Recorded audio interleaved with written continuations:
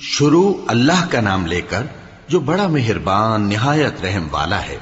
لوگو اپنے پروردگار سے ڈرو جس نے تم کو ایک شخص سے پیدا کیا، یعنی اول اس سے اس کا جوڑا بنایا، پھر ان دونوں سے کثرت سے مرد و عورت پیدا کر کے روئے زمین پر پھیلا دیے۔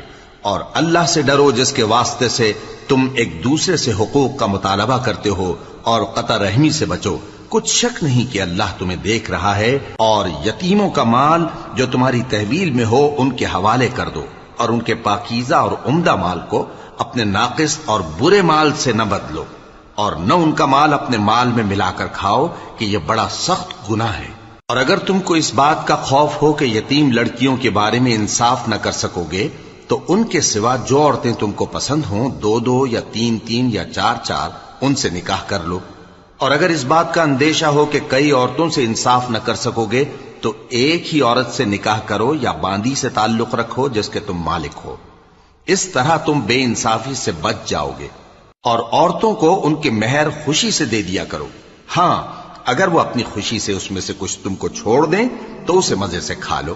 اور کم عقلوں کو ان کا مال جسے اللہ نے تم لوگوں کے لیے سبب معیشت بنایا ہے مت دو۔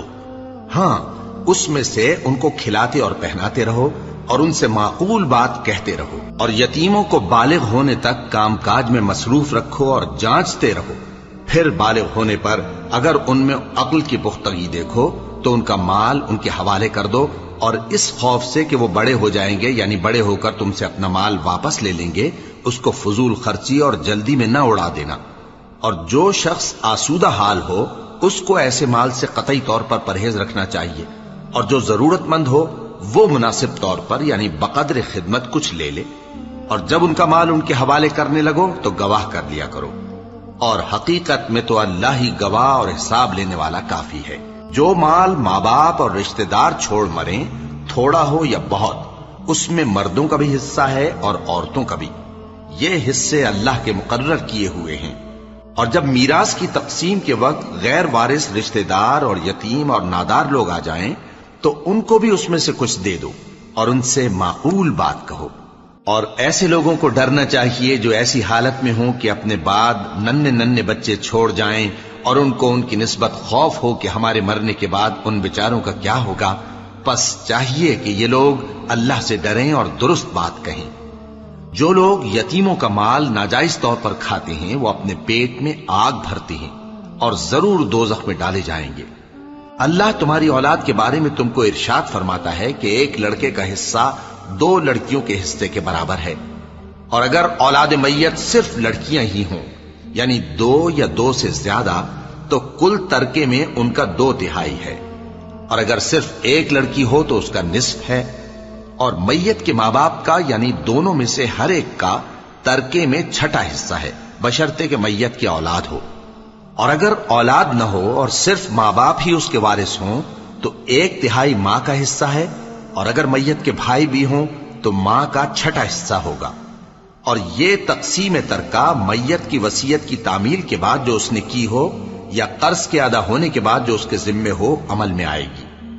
تم کو معلوم نہیں کہ تمہارے باپ دادوں اور بیٹوں اور پوتوں میں سے فائدے کے لحاظ سے کون تم سے زیادہ قریب ہے۔ یہ حصے اللہ کے مقرر کیے ہوئے ہیں، اور اللہ سب کچھ جاننے والا ہے، حکمت والا ہے۔ اور جو مال تمہاری بیویاں چھوڑ مریں اگر ان کی اولاد نہ ہو تو اس میں سے نصف تمہارا ہے، پھر اگر ان کی اولاد ہو تو ترکے میں تمہارا حصہ 1/4 ہے۔ لیکن یہ تقسیم وصیت کی تعمیل کے بعد جو انہوں نے کی ہو یا قرض کے ادا ہونے کے بعد جو ان کے ذمے ہو کی جائے گی۔ اور جو مال تم مرد چھوڑ مرو اگر تمہاری اولاد نہ ہو تو تمہاری بیویوں کا اس میں 1/4 حصہ ہے، پھر اگر تمہاری اولاد ہو تو ان کا 8واں حصہ ہے۔ یہ حصے تمہاری وصیت کی تعمیل کے بعد جو تم نے کی ہو اور ادائے قرض کے بعد تقسیم کیے جائیں گے۔ اور اگر ایسے مرد یا عورت کی میراث ہو جس کے نہ باپ ہو نہ بیٹا مگر اس کے بھائی یا بہن ہو تو ان میں سے ہر ایک کا 6واں حصہ ہے، اور اگر ایک سے زیادہ ہوں تو سب 1/3 میں شریک ہوں گے۔ یہ حصے بھی بعد ادائے وصیت و قرض بشرطے کہ ان سے میت نے کسی کا نقصان نہ کیا ہو تقسیم کیے جائیں گے۔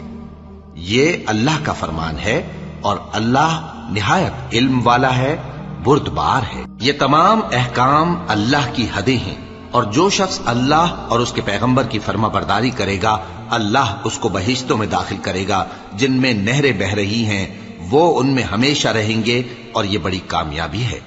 اور جو اللہ اور اس کے رسول کی نافرمانی کرے گا اور اس کی حدوں سے نکل جائے گا اس کو اللہ دوزخ میں ڈالے گا جہاں وہ ہمیشہ رہے گا، اور اس کو ذلت کا عذاب ہوگا۔